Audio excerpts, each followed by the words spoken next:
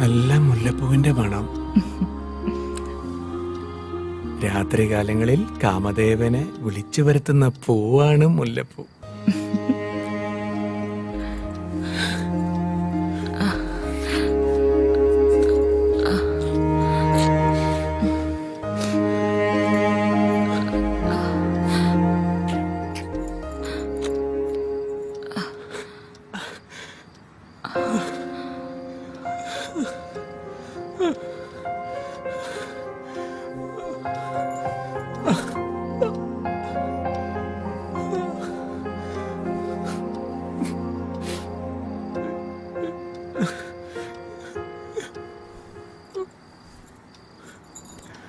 എന്ത് പറ്റി വിഷ്ണുവേട്ടാ? ഒരു തളർച്ച പോലെ. ഹോസ്പിറ്റലിലെങ്ങാനും പോണോ? അതൊന്നും വേണ്ട, വാ നമുക്ക് എടുക്കാം.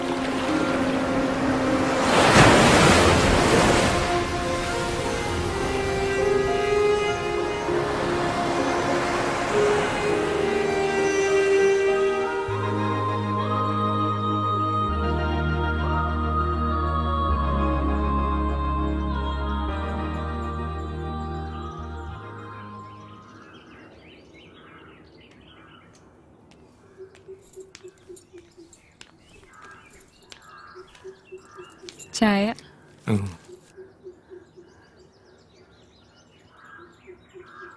ഇന്നലെ ഉറങ്ങിയില്ലല്ലേ?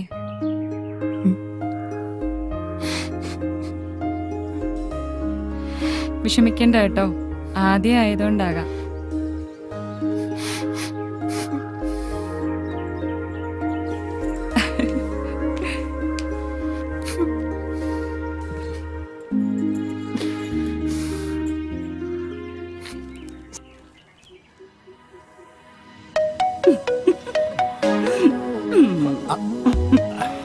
പാപ്പച്ചനെ ഞാൻ സമ്മതിച്ചു തന്നിരിക്കുന്നു. ഒരു കോളേജ് ലെക്ചറായ എന്നെ ആർക്കും വീഴിക്കാൻ പറ്റിയില്ല. ഒരു കുട്ടിയുടെ അഡ്മിഷൻ എന്നും പറഞ്ഞു വന്ന് പാപ്പച്ചൻ എന്നെ കീഴടക്കിയില്ലേ? ഇന്ന് നിങ്ങൾ ഒരു വാക്ക് പറഞ്ഞ നാളെ ഞാൻ എന്റെ ഭർത്താവിനെ മക്കളെ ഉപേക്ഷിച്ചിട്ട് പാപ്പച്ചനെ വിവാഹം കഴിക്കും. നീയോ?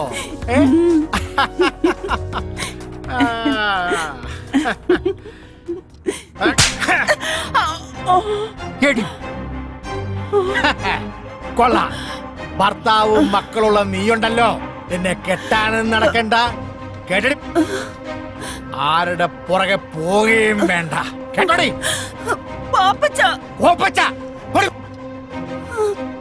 അവളുടെ ഒരു ശൃംഗാരം.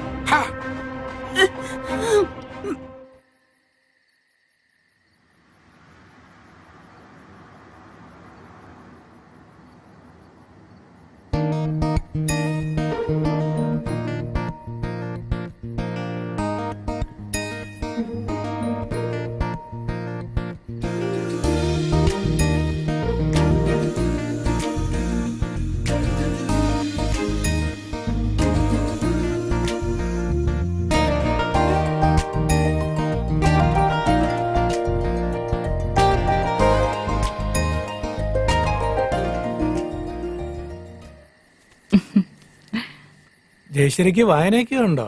ഇത്തിരി വായനയൊക്കെ ഉണ്ട്. വായിക്കാൻ വല്ലതും ഉണ്ടോ എന്ന് അമ്മാവനോട് ചോദിച്ചപ്പോ MDയുടെ നാലുകെട്ടും ചന്തുമേനന്റെ ഇന്ത്യയിലേക്കാ തന്നത്. അമ്മാവിന് വായനയും കുറച്ച് ഗ്രന്ഥശേഖരണവും ഉണ്ട്. ആശാൻ അല്പം ശ്ലോക എഴുത്തും കൂടി ഉണ്ട്. അമ്മാവന് കവിത എഴുത്തുണ്ടോ? പിന്നെ ഉറപ്പായിട്ടുണ്ട്. വല്ലതും പ്രസിദ്ധീകരിച്ചിട്ടുണ്ടോ? എവിടെന്ന്? അങ്ങനെ ഡയറിയിൽ ചുമ്മാ എഴുതിക്കൂട്ടും, അത്ര തന്നെ. ബാക്കി കഥകളൊക്കെ നമുക്ക് നാളെ സംസാരിക്കാം.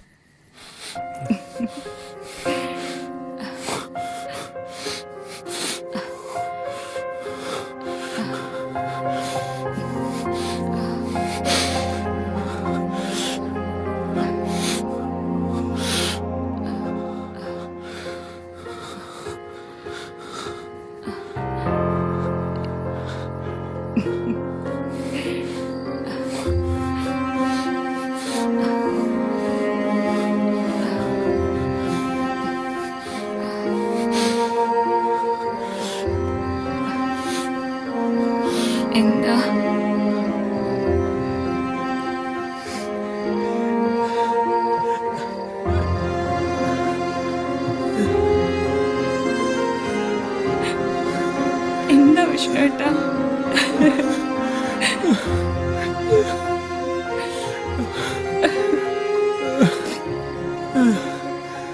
വയ്യ. ശരീരം തളരുന്ന പോലെ.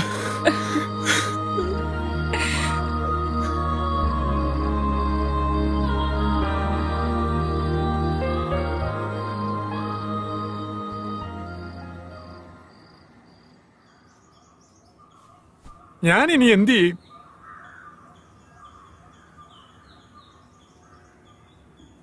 അവളുടെ മുഖത്ത് നോക്കാൻ എനിക്ക് ഭയം തോന്നുന്നു.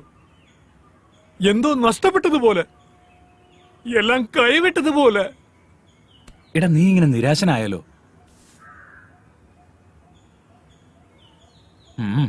പറഞ്ഞത് നോക്കിയാ പരിഹാരമുണ്ട്. നേരോ? എടാ വയാഗ്ര പോലുള്ള ഇംഗ്ലീഷ് മരുന്നുകൾ കഴിച്ചാൽ സൈഡ് എഫക്റ്റ് ഉണ്ടാവും. അതുകൊണ്ട് നമുക്ക് ആയുർവേദം കഴിച്ചാലോ? അതാവുമ്പോ സൈഡ് എഫക്റ്റ് ഇല്ലല്ലോ. അതിന് പറ്റിയൊരു വൈദ്യനുണ്ട്, ഒന്ന് ട്രൈ ചെയ്തല്ലോ. അയാൾ എവിടെയുണ്ട്? അത് കോട്ടയത്തിനടുത്ത് ചൂട്ടുവേലി എന്നൊരു ഗ്രാമത്തിൽ. ചൂട്ടുവേലിയോ? എടാ അവിടെയാണ് പഴയ സിനിമാ നടൻ ജോസ് പ്രകാശ് ജനിച്ചു വളർന്നത്. ആ വൈദ്യന്റെ പേര് പി എ ശാന്താമണി. ഈ കാര്യത്തിലൊക്കെ പുള്ളി ബെസ്റ്റാ. എങ്കിൽ നമുക്ക് ഇപ്പൊ തന്നെ അങ്ങോട്ട് പോ. എന്നാ പോ.